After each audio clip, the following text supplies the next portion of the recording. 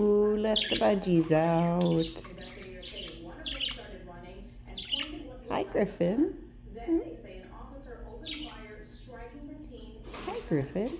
He died at the hospital. Happy birds.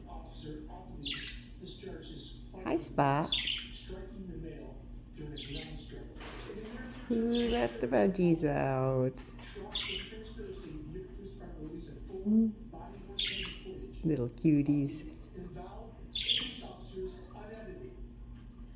13-year-old who died has been identified as Naya. Happy The budgies. weapon was a replica Glock handgun with a detachable magazine. Happy budgies. Pellet gun.